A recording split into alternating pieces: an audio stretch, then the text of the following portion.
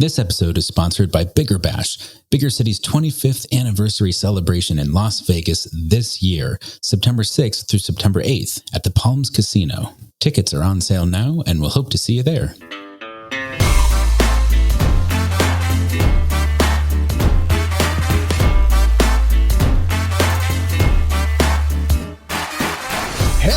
And welcome back to the Big Fat Game Podcast, where we love talking about the things that are weighing on our minds. My name's Don Marshall, and this is Podcast Sweep Week. And to mark the occasion, I am recording naked. Oh my gosh. Underneath my clothing, I am wearing not a stitch today, boys. Right. Oh. You know why? Because this party. Because the truth is naked. God. Hello, my name is Dan Oliverio, author, public speaker, and chubby chaser. And I am, in fact, clothed. I am wearing my clothes, and this is the direction we're going. I mean, was there another one? I'm waiting for it to come around to me. Sweep Week is over. I'm Trevor Keyson. I'm a super chub. It is Sweeps Week. I don't know. I got clothes on, but also dramatic pause. I'm pregnant. You are not. Dun, dun, dun. Well, yeah. My name is Michael Willer. I'm a chubby chaser, and I'm getting married. Yay! Oh dear. Oh dear. Oh dear. It's Sweeps Week, everybody. You have to get, somebody has to get pregnant, somebody has to get married, somebody has to die. These are the things that happen on TV shows during Sweeps Week. Hello, welcome to the show, everybody. It's good vibes this morning. I would say particularly good vibes for a Riverside episode. It's feeling good. Thank you to our patrons on Patreon for supporting the show, giving us money to do fun things like record episodes. We have a new mini-sode that is coming out. Came out last week. It's out. Yeah, go check it out. It's Don and Trevor.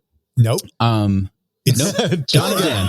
It's Don and Dan talking about something. I edited the episode. I don't know what they talked about. It's about is fat in the future. Fat people in science fiction and the future. That's right. It's very good.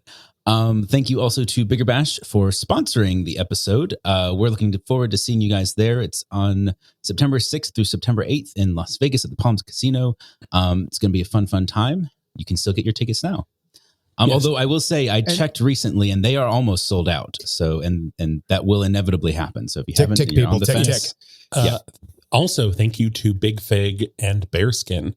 I don't know if you're a listener who got a Big Fig when it was on sale for $500 off. Let us know. The sale's over now. Sorry, you missed the boat. There's always more sales though.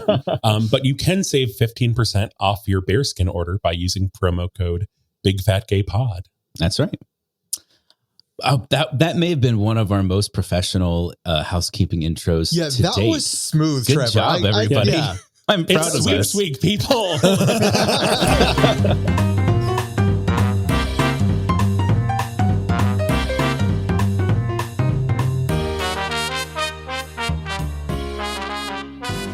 So we have a special pop culture this week. It is just kind of like garbage capitalism edition. And I want to preface this because both of these things are kind of about the weight loss, semaglutide weight loss drugs that are taking the world by storm. And we have said this before, if you're on these drugs for whatever reason, we don't judge you, but it is really just kind of the like discourse around these drugs that is just angering, upsetting, causing harm to lots of people, fat people, not fat people, diabetic people, not diabetic people. Yeah. So we're rolling off two stories from CNN. The first is, and if I may, I think it's conspicuous that both these stories are from CNN. There is this cozy relationship between the press release department and CNN, it seems.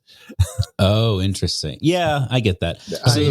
Our first article is in CNN Health, written by Brenda Goodman, headlined, "How a Gene Test Could Be the First Step Toward Precision Medicine for Obesity." And okay, so I started off with this. I'm going to let Dan's you like, please pick me. I started off with this being like, okay, this is good in some ways. Like it's useful because just these drugs being accessible, them not working on a lot of people. But then I'm like, I got like to the second paragraph. I'm like, oh, this is a press release. Yes. And that is my problem with it. This is absolutely a press release because the new study, quote unquote, is a press release. They didn't actually publish the study. Yeah. It's not published It yet. hasn't been peer reviewed. Oh God. They just went from, we have this result, so we called CNN.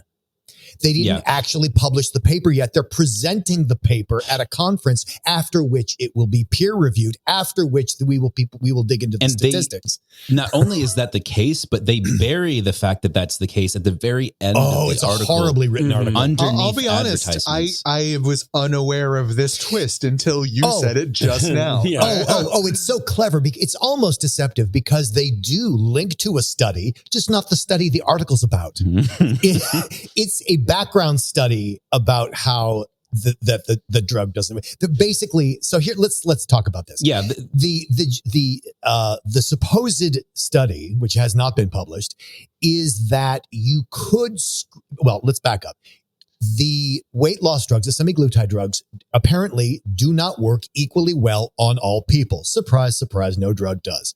Right. So it is found that about 1 in 7 people, which is, significant. That's higher than 10%, right? Mm-hmm. Yeah. 1 in 7 people do not experience a greater weight loss than 5% drop in body weight. And the reason that matters is because if you don't experience a 5% drop in body weight, A, why are you on the drug? And B, insurance won't pay for it. Right. Because insurance wants to see, hey, is it at least working?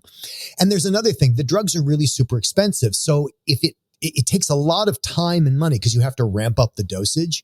It can take months and months and months to get to an effective dosage, stay at that dosage to see if it's effective. And then if you've spent all that time and all that money, and of course the insurance company's money, if you're not going to get any benefit, boy, have you wasted a lot of time, money, and hope. Like it could be a 6-month journey. Mm-hmm. Yeah. So wouldn't it be great if you could find out ahead of time if the drug was going to work on you? And so they've come up with a gene test. So what that really means is the gene test is a collection of markers that assess an individual's risk of not benefiting from the semaglutide drugs. So basically, they do this. They swab you to get your genes, and then like your mouth, the inside of your mouth, nothing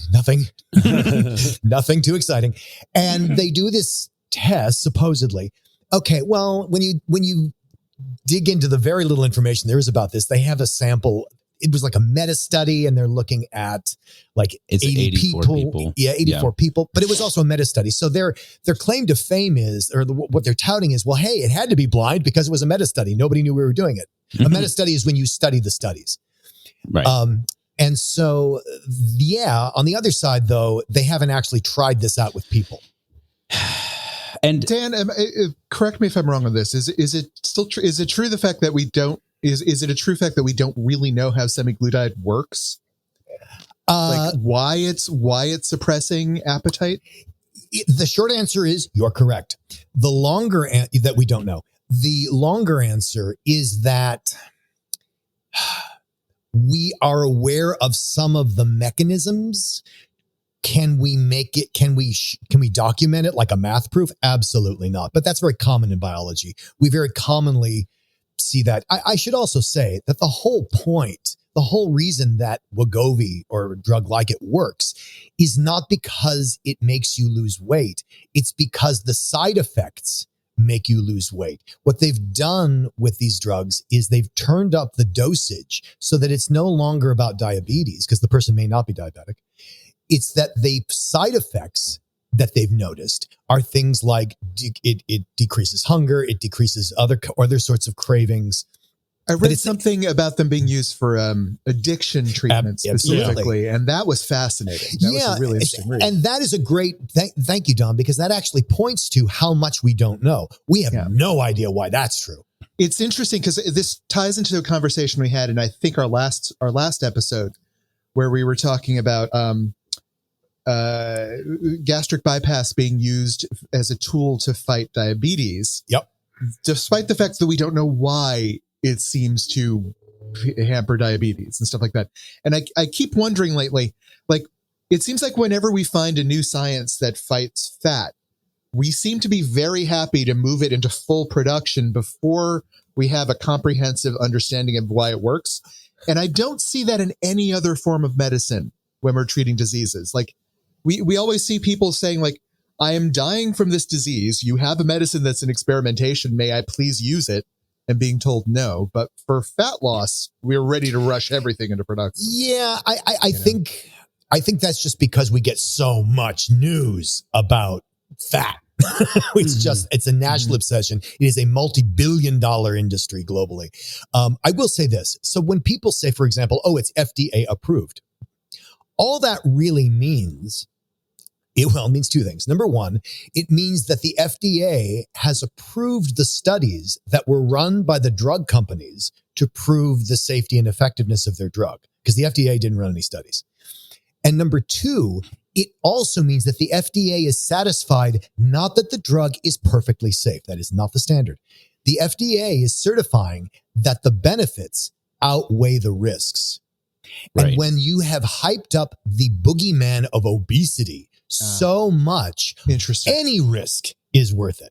Mm-hmm. Like it doesn't, we think about it. When you dig into the literature, and there has been a lot of push from a lot of companies to do this, obesity is killing everybody all the time. So really, is any risk too great to avoid that fate? It's sort of, you see what I'm saying? Good marketing. Well, it's ratcheting up the risk level to such a fever pitch that like, well, I have to lose 20 pounds. I'll die otherwise. Mm-hmm. Yeah. Or I'll cut 10 years off my life if I don't lose 20 pounds. And then what if you're 100 pounds? What if you're 300 pounds, fat? So, I mean, and if you look at all the reality shows, they keep pushing the message that lose weight or die. Why do they give bariatric surgery? Let's say, when they amputate your stomach, why do they clear you at 500 pounds, but you can't get a knee replacement at 500 pounds? Mm-hmm. It's because it is seen as the risk outweighing, or the benefits outweighing the risk. Right. Because if we let you continue one more day at 500 pounds, you're going to die. Whereas you don't really have to walk. You don't need a knee replacement. Right. Well, you're going to die. So why should we fix your knee? Why should we waste a knee on you? Exactly. Yeah. Well, and that's why there's such a push to be able to sell you a gene test before they sell you weight loss drugs. And then afterwards, after you're on, you started semaglutide, Nestle is now releasing a lineup of frozen foods for people on and other GLP-1 drugs. I lost my mind when I read this article. Oh my God. Goddamn mind. Yeah, I'm with you, Don. I'm with you. And this is in CNN Business. Can we just start with that? Well, okay. So again, it is in CNN Business because it is not a health concern. It is a business concern. Well, no, I'm just saying this is an advertisement. This is just a straight up ad. I mean, it is press releases. It is. They're both press releases. So here's the thing, though. So what Nestle is doing, because we do actually have to talk about the article. Yeah. What Nestle is doing is they are creating a line of frozen or packaged foods, much in the line Pursuit. Called Vital Pursuit. Vital Pursuit. Fuck you, Nestle. So, for example, Nestle also owns Lean Cuisine, right? Yeah. So it is a line of food, of processed food, specifically designed for a specific purpose. And you could say, well, the bodybuilding industry does this, the weight loss industry does this. Everybody has their line of food. But here's what kills me. This is a line of food specifically for those people who are on semaglutides. Mm-hmm, but my question is, what is the need? You're selling a food formulated for people who don't feel like eating. Yeah. What the fuck? And what the fuck is wrong with you? It's interesting because I think there's sorry, go ahead. And so it's interesting because the Vital Pursuit line of meals, the suggested retail price is $4.99 or less. And it's because, that's because you're spending all your money on these medications because they're probably not covered by your insurance. And they are enriched with nutrients like potassium, calcium, iron, and other nutrients that the prescription drug users might miss from eating less food overall. So this is key. So this is basically the same argument for weight loss surgery, because when they reduce the stomach size, you can't get enough nutrients. Your body doesn't absorb the nutrients, so you have to be on a special diet of special nutrients. Well, they're going down the same track because it's profitable with semaglutides. If you're eating less, you must be getting less nutrition. So we're going to supplement that with our special food. Is this bullshit? Probably, but people will buy it. And what kills me is they're going to charge you more for less food. Yeah, that's exactly it. They're It's going to be more an for less food. upsell for less food that they've waived vitamins over. Yes, Crystals in a new age emporium. Like this is the exact nutrition into our souls. This is the exact same thing that happened with Weight Watchers. They understand that their existing weight loss brands are no longer relevant, and they have to hitch their wagon to semaglutide drugs. This is the same thing that linked in the same article. GNC, which is a supplement company, now has an entire segment of their brick and mortar stores dedicated to all of the supplements that you would need to help support your GLP-1 side effects. And it's the same exact thing as what Nestle is saying that even high-end gyms are tacking on. Well, if you wanted to get injectable weight loss drugs, here you go. No, I'm sorry. Gyms? Oh, high-end gyms. They have to. They have to. They have to. We have established that these drugs do not work for 1 in 7 people. So now you take a drug that might or may not work, and you also have to buy special meals that are probably smaller and have less calories, but are nutrient. We've reinvented dieting. I'm like, this is just dieting. This is no. We've monetized dieting to an extent that we can't even conceive of. Oh my God, it's microtransactions. It's microtransactions. Oh my God, you're right. Oh my God, this is all DLC for the fat. Oh my God. For those of you who don't know, that's a video game reference. I don't know what it means either. Oh my God. It's all terrible. This is where we realize we're in a simulation, and we just kind of do that like garbled scream from the Matrix. I think you need to say that this was a video game reference, the microtransactions. Nobody outside of video gaming knows what that means. Okay, so I'll do a quick tutorial. So maybe you or your mom play Bejeweled. Any mobile game, there's currencies that usually it's like, oh, well, if you want to keep playing, you have to spend like 6 diamonds, but you used up all your diamonds. Well, you can buy a pack of diamonds with real money and then use them in game. But they're designed such that if you spend $10 on diamonds, you're going to get 10 diamonds, but you have to spend 6 of them in order to get to the next step in the process. So you have this odd number of 4 left over, and they've mathematically designed it so that you have to keep spending your own money to get odd amounts of these in-game currencies that are designed to keep you paying over and over and over and over again. So even though you've purchased the app itself, you are then going to spend money on these microtransactions, which what we're saying is I think directly analogous to the gene test, but you should spend money to know if it's worth the money. Yeah. Regardless of this test is just an upsell to semaglutide. But it's very important to insurance companies. Insurance companies would much rather pay for this test than pay for 6 months of semaglutides that may not work. And the Nestle thing is a great just sort of niche marketing thing. It's like, of course it would be like, people, left-handed people need a special diet of lefty foods, and blue-eyed people need a special blue-eyed diet. And like, we're going to sell it to you. I want to. How much do you bet that the Vital Pursuit? Vital Pursuit. They're just slapping stickers on the regular lean cuisines. Absolutely. I feel like this is like if life is a video game simulation, in the upper corner of the screen there should be this little pop-up message that says new disordered eating unlocked. Like they're just creating new ways for people to have disordered eating habits, and it's sickening. Well, take us, Nestle, free us, Michael. Fuck GNC. Take us into the goodbye. Ooh, that sounded really crisp today. That eagle screech, that was good. Eagle's been taking voice lessons. Yeah. Well, perhaps it's because what we just came from was such muck. Yeah. Yeah. It's Fat Watch. It's 2024. The first time we talked about semaglutides in the podcast was the first episode of 2021, by the way. Yeah. Oh my God. Yeah. When we were talking about like there could be in the future some injectable weight loss drug. Episode 53, baby. Yeah.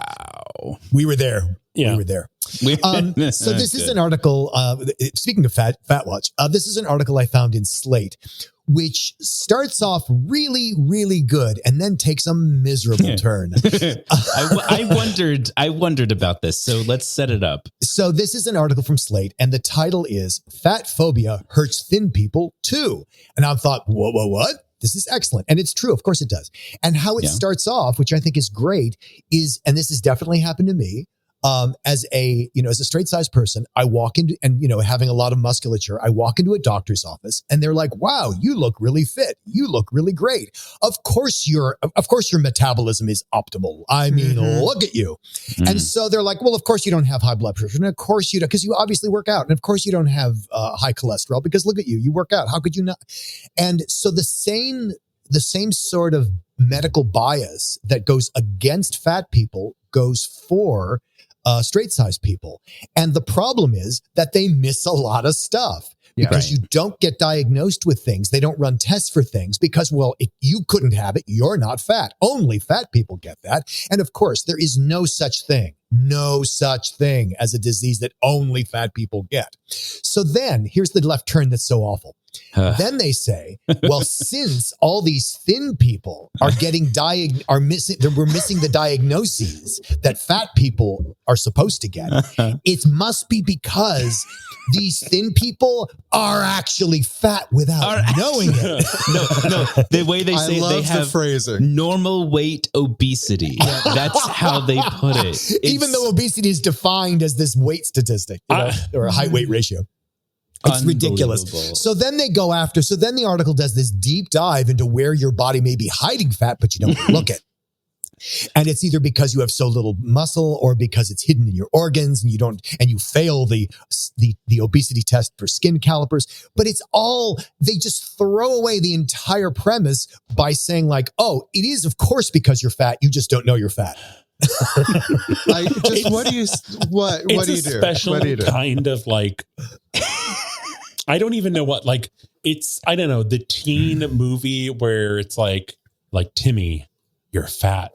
Oh yeah. And it's like you have to go to fat school and then you get bullied at fat school because you don't look fat, but you're like, you do have fat magic. I think this is like one of those things where it's like, I like this as a article to just kind of like pull out of your Yu-Gi-Oh deck of cards to just show your like shit stirring uncle. Like, no, actually these things are super fucking complicated and we don't really know anything because we're inventing new ways to be fat phobic. Hey, uncle, you may be pointing the finger at me and screaming fat, but the truth is you might have been fat all along. It says it all. Normal weight obesity, which is kind of like saying, low blood sugar diabetes. It's like but the core of the article is so freaking true. Like, so I live here in Los Angeles, right? And I am surrounded by happy, shiny, gorgeous, thin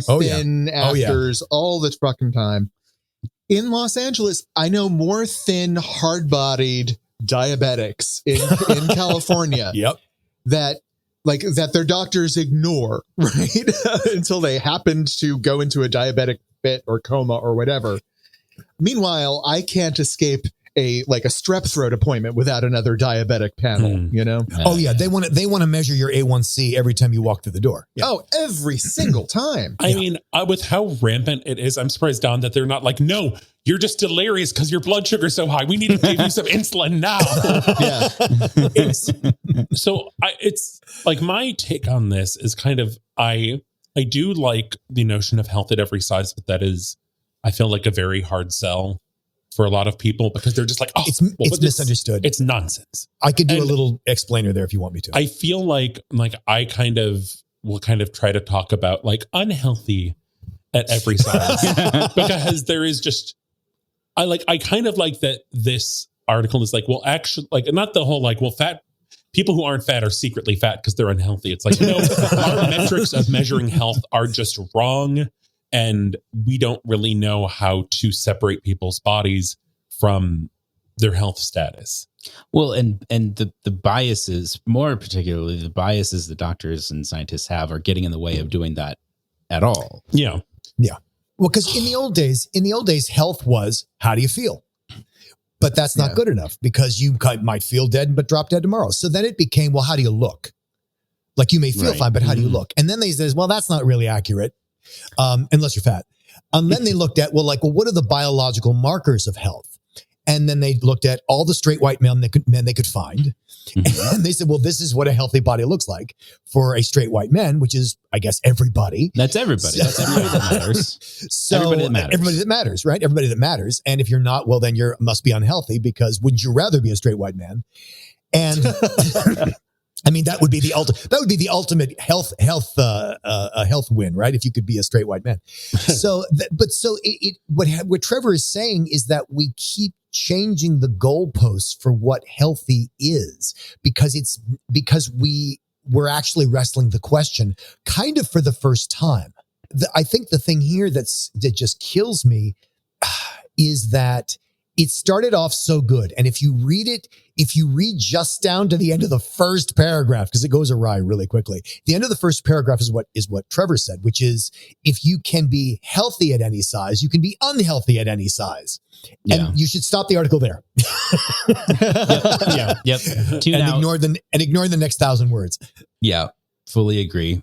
I was very curious because we mostly read these articles blind on our own and then bring our opinions to the show. And I was reading this like, why is this in Fat Watch exactly? And it's because of the first paragraph. Yeah. And then the rest of it is not good. It's garbage. Yeah. Yeah. But I think it's also like a good example to be like, this is garbage. And like people are like, yes. Great garbage today. Oh God. So in the sort of, good news, bad news front, like the article starts out really good, but we wanted to get into, for our main topic, how airlines and airports and other transportation hubs can better accommodate customers of size, which is their term for, fat people. Yeah. Because it's not like, we don't know how to accommodate tall people or we don't know how to accommodate short people. I would argue that airlines, at least Southwest, does more to accommodate fat people than tall people. I mean, that's probably true because of the legroom thing. Yeah. But here's as someone who is both can confirm. Yeah.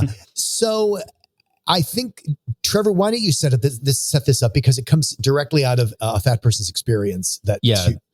Yes. So Jalen Chaney, who we've talked about before on the podcast in our Bigger Vegas episode, and then also we talked about Jalen's petition for the FAA in episode 143. Basically, what her line is that she talks about traveling at a large size. Like, if you're a big girl, how do you travel? Yes. So Jalen travels with wheelchair assistance for multiple reasons that are, also kind of her personal business, which people in the comments seem to be getting very riled up about. So when it came time to deboard the plane, there was a wheelchair there, but the attendant was refusing to push her. Yeah. Literally saw her get off the plane, saw that she was fat, and then turned around and wheeled the empty wheelchair all the way back up the jetway. Mm-hmm. And apparently stops there because at that point, Jalen gets into the wheelchair. So the objection was pushing her up the wheelchair, the jetway or the jet bridge. Jetway is a brand name. The jet bridge. So, but the point is that it was by which point Jalen was in extreme distress. Distress should also be pointed out. Yeah, because that's why she needed the wheelchair. Yeah, she was exhausted, having trouble breathing. Mm-hmm. Yeah, this was an issue. And there is a tremendous amount of ignorance, as you can see from the comments. Things like, well, why didn't you tell them you were fat? Like, what do you mean tell them where? Tell them when? There's no comment space for that when you get the wheelchair. You show up fat, and that's how it goes. And in general, I don't find it necessary to inform people of my condition. There is such a thing, and I try to do this, right? Like when I try to get theater seats for us, it would be really handy if there was a box I could check that said, like, by the way, this customer is really fat. That's what we need to accommodate. That would be very helpful for them. And so I try to write it in the comments. Often there are no place for comments. And I guess what I'm doing is I want to transition from the outrage of this person just refusing and not just refusing, like, I can't do this, but like, you're a fat fuck. You don't deserve my assistance. You're a fat fuck, and I don't. You are undeserving. Yeah, I'm not going to get pulled into your little fat fuck life. So that is offensive, absolutely offensive. But I think what would be more productive than analyzing the rage and the humiliation is to talk about what should airports or what could airports or other transportation hubs do to fix this or to address this. Because, as you and I, Don, were talking on the call about, you can't staff at all times for all circumstance. Like, that's just not practical. But you can do better than we're doing. So that's kind of what this is about. I mean, I think, first of all, the difficulty is there is no consensus in how things are handled with wheelchair assistance across the country with airlines. I think just airports, around the world, it's probably true too. Yeah, even more so. So I think there just needs to be like a protocol, because there are more, people using wheelchair assistance at airports, I think, than ever, because I think just travel's at an all-time high post lockdown. So there needs to be some kind of protocol. And I think protocol for customers of size. I think also like just standard equipment, because we've talked about the S-Taxi wheelchairs or Staxi. Staxi is a brand of wheelchair that is really, really great. It looks terrible, but it is actually amazing. Yes. And they have like the standard one goes up to, I think, 600 pounds. And then they have a bariatric version that I think goes to 700 or 800 or something. And if you're wondering what we're talking about, we covered Staxi on a previous episode, but much like pants, which are perfectly fine for straight size people, are minimally good for fat people. The fatter they get, like pants don't work. Same thing with wheelchairs. A wheelchair, the way it's constructed, the leverages, the stresses, the tolerances are horrible. And I know, because even if it's wide enough, it's not designed for the job. The handles are in the wrong place to push. It's a mess. And Staxi avoids all this. And it's a private company that markets to convention centers and museums and airports and whatever. But the point is, Trevor, you did a deep dive on what the job requirements are for a wheelchair attendant at an airport. And you did some. And what did you find? So I researched I just picked random cities. I also included SeaTac because that's where Jalen was arriving when she had this incident with the attendant. And the only thing that really is, it is not in every job listing, but job listings that do have requirements about what you can lift or push or pull. The weight seems to be the ability to lift 70 pounds or push push a wheelchair with an adult in it, which is like the most vague.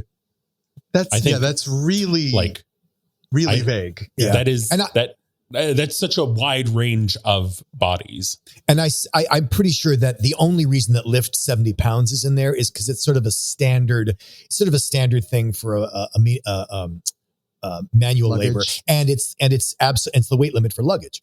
It's 70 pounds, which is I think like 55 kilos or something. So the point is that the job requirements are, I don't know, like a wheelchair attendant doesn't deal with luggage. So is it just to combat frailty? Like we want somebody who can at least do that. I can speak from this from personal experience.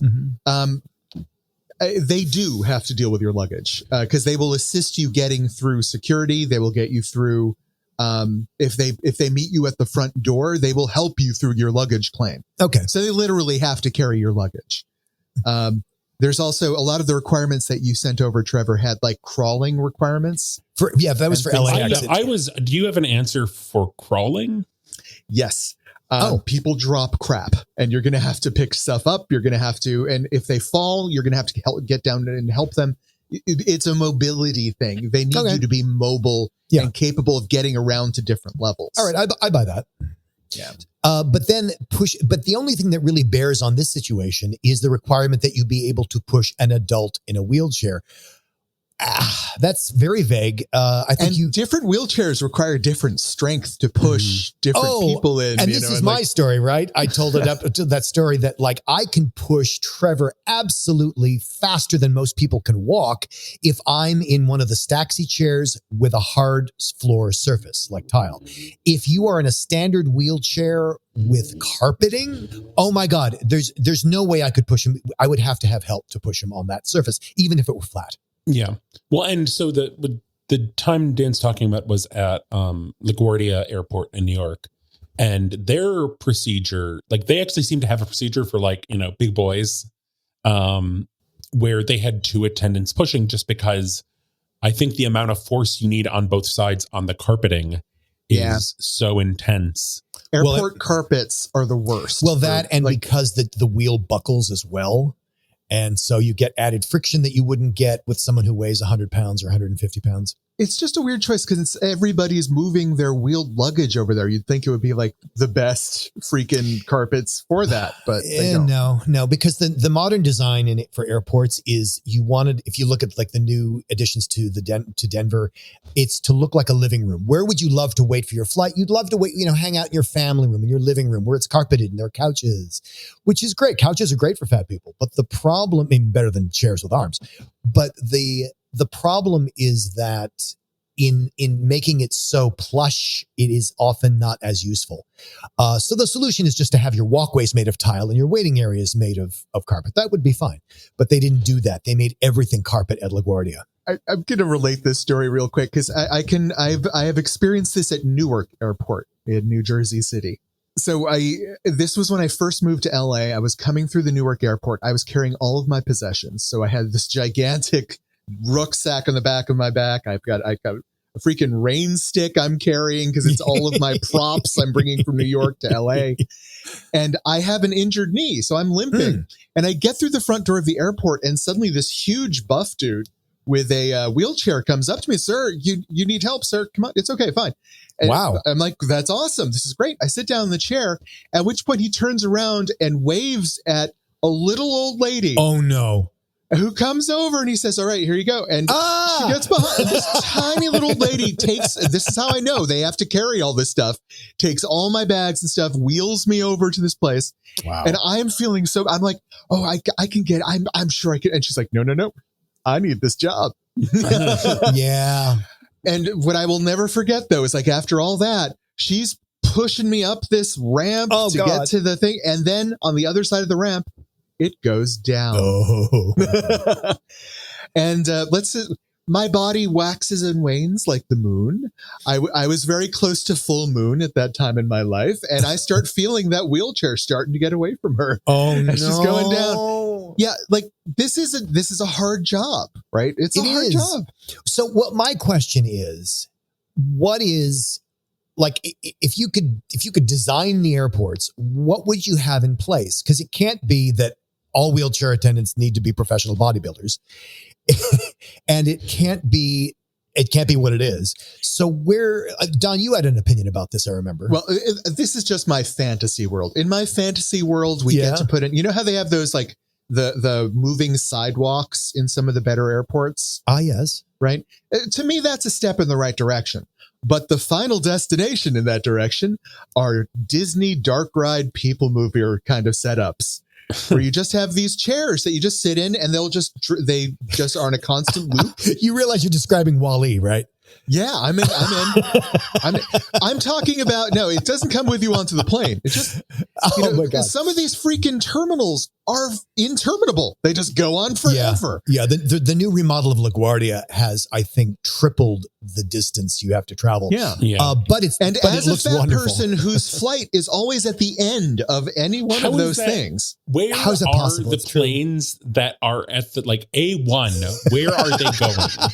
Yeah, those are for fit people. Only fit people get A1. Michael, I'm curious what your thoughts on a fat-friendly transportation system would be for an airport, because there are airports that have the little carts that there is no way to seem to get. God. You just have to be lucky. They're like lassoing a unicorn. But a lot of them, you need to get up, and I would be curious to your thoughts on how that should go. So a friend of mine was telling me that he was going through an airport, and I'm actually quite proud of him because he needed some assistance and isn't necessarily normally something he would ask for, but happened to flag down one of those. I think they're luggage carts primarily, but so you'll see them. They're I don't know, maybe twice the size of a golf cart, maybe a little bit larger. And there are seats up front that you can sit next to the driver. And it's not a lot of seats, but I guess he was able to get up there and use that as a way of getting around. I don't know. I mean, never having ridden one myself, I don't know how easy it is to kind of get up and down off of those seats. If you would need assistance, depending on how big you are, what your abilities are. Well, those carts have different configurations. Some of them are mostly seats. Some of them, the seats face out so that you just, it's like getting in a chair, like any other chair.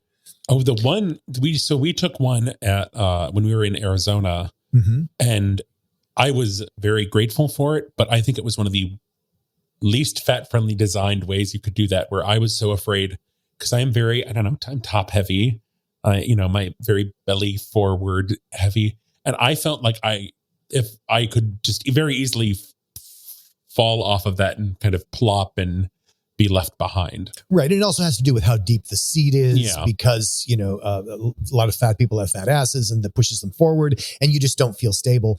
But I think the bigger problem, even if you had to deal with that, I find those carts, like I said, they're like lassoing a unicorn. You see one, I don't even know where to ask for one. No, and if you do say, hey, I know you have a luggage cart or a transportation electric cart that goes through here, and they'll say, oh, yes, we do. And the only reason you know that is because you've researched the fucking airport. There are no signs. And you say, where do you catch that? And the answer is always, oh, they come by once in a while. And it's there's and then we had this situation where we can only take you this far because we can't go in that part of the terminal because it's always too crowded. We can't drive in there. Oh, wow. And I put up a fit. That sucks.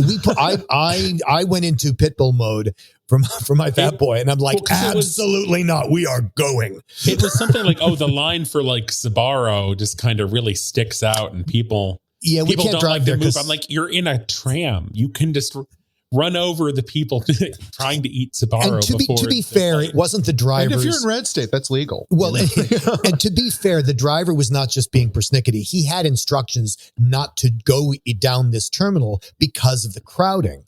And I'm I'm sorry, that is not good enough. We just waited for you at the expense of possibly missing our flight so that we could take transportation to the gate that we need to get to on time. So you telling us this is as far as we get when you've only taken us 100 yards is insufficient.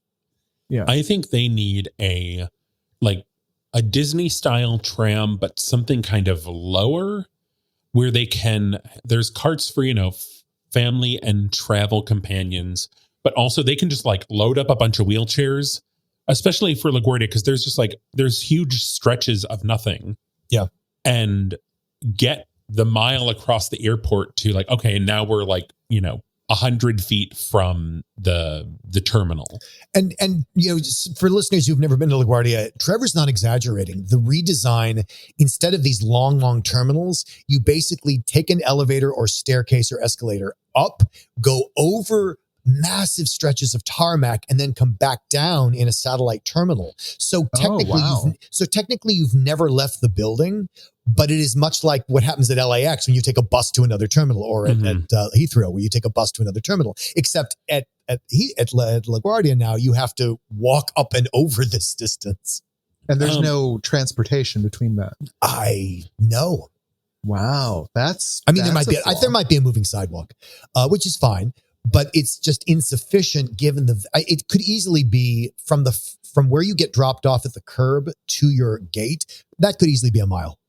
So something that came up kind of when we were discussing this is, do we think that, Don, you talked about the little old lady that was pushing you. I feel like when the wheelchair attendants, I don't know if it's just a weird karma, how the universe works, whatever thing.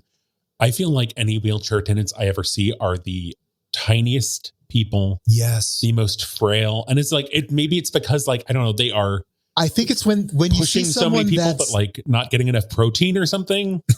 I think it's just that they stand out. Like when you see someone that tiny pushing someone in a wheelchair, your eye goes to it and you remember it. I think, Don, again, I think you had a good idea about this. We were not the Wall-E scenario. I think that's a little impractical. Yeah. But on the call, we were talking about you can't just staff all wheelchair attendants as professional bodybuilders. So what do you do? And there's the idea that, you could, in the same way that you might have different size wheelchairs, which they certainly do now, you could have different size attendants, and that you have a certain number of attendants on staff who can handle a larger customer. And that's, it's not just size that makes people comfortable. I need someone of size pushing me and I'll feel comfortable, but that's not the case for everybody. Some people are going to be much more comfortable with a smaller woman pushing them. Or a smaller guy. It's not just that one factor. So having a variety of people that can help you in the airport may be better for everybody involved. It is true. But here's the other side of that. As anyone who's ever taken come back from a cruise knows, the number, when you have an influx of passengers of all different sizes, you have obviously fewer attendants than passengers. Yeah. And then it becomes an allocation of resources. So for example, if you put the tiny grandmother in the big bariatric wheelchair because she was first, that may not be the best allocation of resources. Well, then do you make the little grandmother wait until do you take the fat person ahead of that person? How do you allocate the resources fairly, since there's not a one-to-one correspondence of need with resource? Which is impossible to answer unless you know what the resources are. Exactly. And, something that we discovered, again, I think the cruise ship analogy is interesting because, so we were coming back from a cruise in Florida, and all of a sudden, it was the situation because 5 cruise ships all docked the same day. And the Fort Lauderdale airport is swamped with, think about this. If you just think 1% of 5 cruise ships needs wheelchair assistance, imagine that is hundreds of wheelchairs they need. And so trying to accommodate that. And I said to the person who was managing all this brilliantly, the person at the airport, she was a genius. And I said, well, what would help this? What would help this? And she said, some days it's like this. And some days there's 3 people who need help. It is such a feast or famine sort of, they can't staff for it because it's so inconsistent. And I think I do feel for the people who are dealing with the logistics of this, both in this, the times when they get swamped and every passenger is how can it be this way? And the answer is, well, sometimes it is. Which brings us back to something else that Trevor mentioned on the call that I found fascinating. Where we start running into a problem where wheelchair use can be seen as being given preferential treatment. And undeserved treatment. Undeserved preferential treatment. Yeah. And so, Trevor, you mentioned that on Southwest Airlines, if you're boarding as a person of size or you need a wheelchair, you get to go in first, right? Yes. And it's called pre-boarding. The logic is you may need extra time to, just kind of if your customer size to get the seat that is best for you. And in settled. A situation where there is no pre-assigned seating, that is especially useful. Yeah. Yeah. And so what happens is wheelchair seating becomes a reward, becomes a way to get around the system, because there's absolutely nothing to stop me or Michael from saying we need a wheelchair to avoid waiting in line. And Trevor, you said you've seen people starting to do that. I mean, it's hard to say because it's okay, there are lots of people with, invisible disabilities, but it's also if I'm going to Florida or something, I think it is less strange when there are, 20 wheelchairs lined up at the gate. But I don't know. I don't necessarily think it's people for trying to get in the system. Visitors. That's because Florida has a high senior citizen content. So a lot of people who go to Florida need wheelchairs. Yeah. But also, like, we were where, I don't remember what airline what airport we were at. I want to say maybe it was LaGuardia. It was like 23 pre-boards and was, I mean, some customer of size, some older people, some, kind of like up in the air. And that was also then a whole thing of, managing the line of, okay, we need to line up these wheelchairs, but also then reconfigure them because some people need to be pushed up the jetway, others don't. Do we push people up the jetway first, or do we have the people that can walk the distance go first so that they can get settled, and then we have more time to manage wheelchairs? Yeah. I think there's two things here.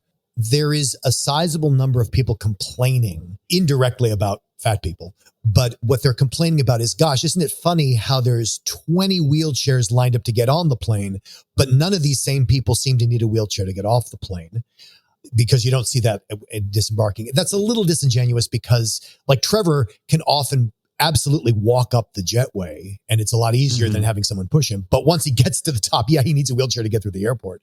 Yeah. So there's that. But then there's also, and this is what I really want to address, this idea that the entitlement of, well, fat people shouldn't be able to do this. Fat people shouldn't be able to board first because it's their fault they have the problem in the first place. So I don't feel bad if I take a wheelchair to get on first. The idea of they're not entitled to it and neither am I, so we're good. Well, and there was a whole, the pre-board process used to be different with Southwest. And it's been through a couple different iterations just in the past couple of years, because there was a point where when you pre-board, when you told, like, you would tell the gate agent, I need extra time, or, I'm a customer side, so I need a pre-board slip. So you would get a pre-board slip and you and your travel companions would pre-board. But then people would be like, well, I need to pre-board, and, I have, like, I'm traveling with these 15 members of my family. Yeah.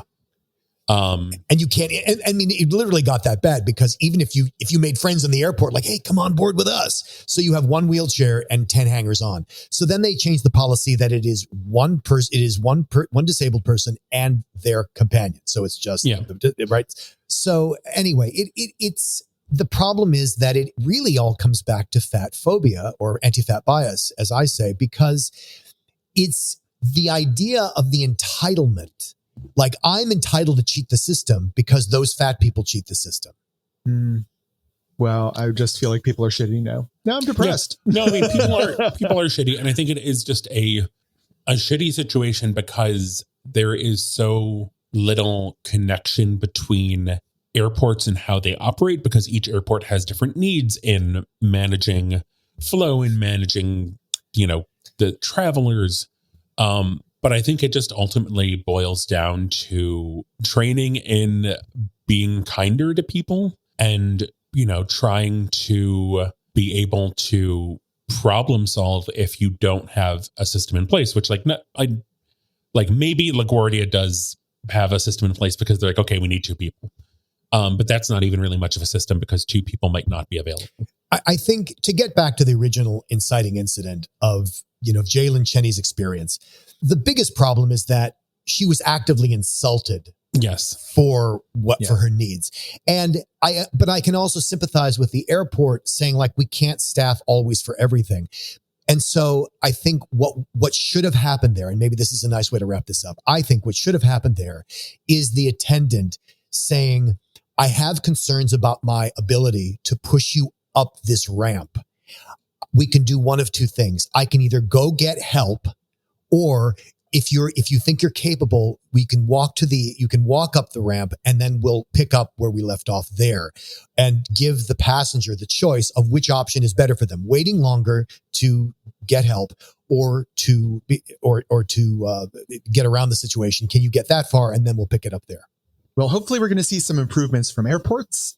Maybe the FAA should get involved. I don't know. Like, I mean, we have unified standards for all airports and airlines? If you haven't, I think this is a good time. I'll link it in the episode to sign Jalen's petition on, her change.org petition, just because the FAA needs to really look at how customers of size are treated. And just because the way things are now impacts so many different people, not just the customers of size themselves, but their partners. It affects, anyone working for the airlines, at the airports. It is just a really shitty system right now. And by signing up, you can try to help change things. Mm-hmm. Is there a tip, Trevor? Yes. I mean, it's a refresher tip. You can stream Your Fat Friend, the documentary, on Jolt until June 17th. Also, Big Boys has opened in theaters in LA. It opened on May 31st and is opening in theaters in New York City on June 7th. If you don't live either of those places, you can rent it or buy it on demand, on video on demand on June 11th. So all sorts of fat movies just waiting to be watched by you. Excellent. Fabu. Is there a bit? There is a little bit today. I thought for our bit, we would just have a quick conversation about, for various reasons, what is your favorite mode of travel? Planes, trains, or automobiles? Right?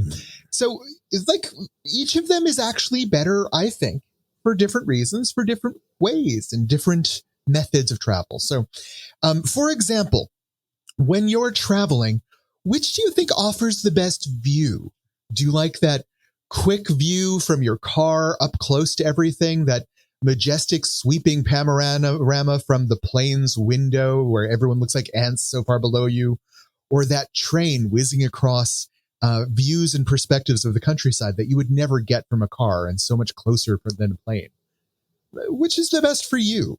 For me, I strongly prefer the train in almost all circumstances.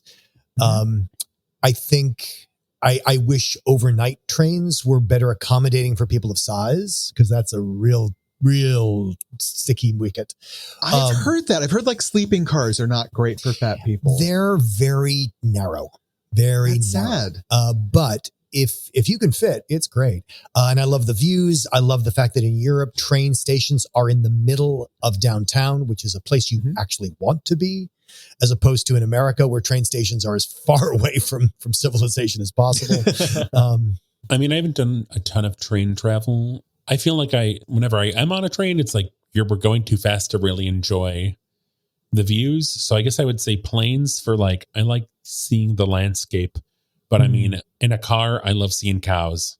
Seeing a cow driving by and just getting to say cows. That's fair. I like the experience of going on a train and just kind of zoning out, looking out the window, because it's very meditative and peaceful. But the rare times when you get to fly on a plane through the cloud cover to see to sort of emerge above the overcast clouds to see a sunset is really, really spectacular. So it kind of depends. You don't get those that often. So I think I would go with train generally. I'm a train person too, but it's simply because trains go places cars don't.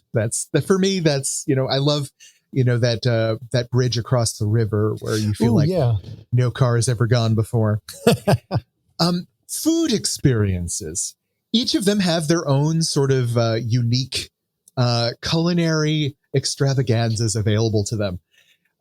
Plane fare has suffered across the years, but Dan and I can remember a time when plane food might have been something a little bit more special. I can remember a time when train fare was the only place you could get a microwaved burger, and that was very exotic to me as a child. But I got to say, I really love traveling in car long distances and then being able to make those stops at those strange little side of the road, farmers markets where someone's just going to set up a stand where they're selling buckets of their produce from their field, or, that, TCBY along the edge of the Mass Turnpike with white chocolate ice cream was my favorite on there. And that was the only place I ever had it.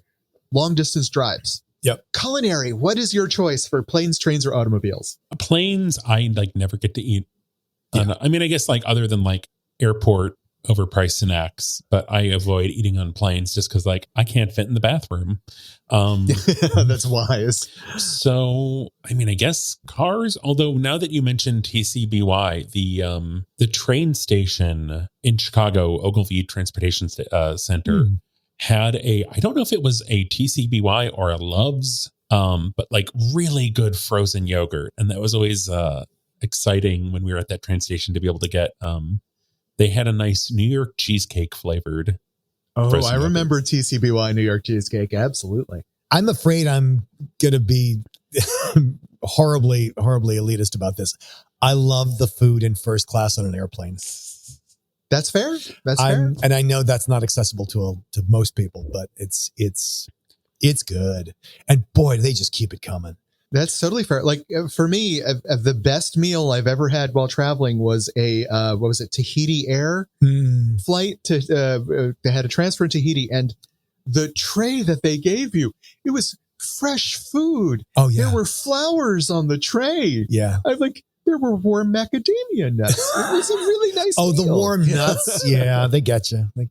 Michael, where would you like to eat? Planes, trains, or automobiles? I think automobiles, just because there's it's like, it's almost like gambling. Like you don't know what you're going to get. It could be great. It could be terrible, but more often than not, it's memorable. Like I remember going on a road trip with my family when I was a kid, and we went through the deep South, and stopped at a place to get gas. And there was like these like homemade, sort of deep fried apple pies that were atrocious, just unbelievably disgusting, saturated in like old fry oil. But we tried them because here we are. You have to. Yeah, absolutely disgusting. But then at a different point in the trip, I think it was in Georgia, stopped at a roadside restaurant that was like spectacular. Just everything anyone got was delicious and memorable.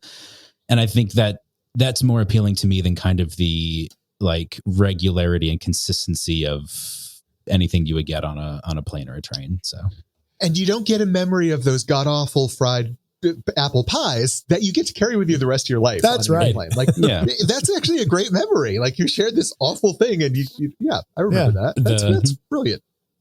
So, Trevor, if our listeners have had some interesting travel experiences that they'd like to share with us, where can they do that? Well, we're on Instagram and Twitter as @BigFatGayPod. We're on Facebook as the Big Fat Gay Podcast. Leave us 5 stars there. Leave us 5 stars on your preferred podcast platform. Support us on Patreon at patreon.com/BigFatGayPod, or see the articles we talked about at www.bigfatgaypod.com, baby. Maybe you're in a plane, train, or automobile, and you're listening to the podcast, and we're wrapping up. But look to your left, because we're all here. So watch out. Watch out.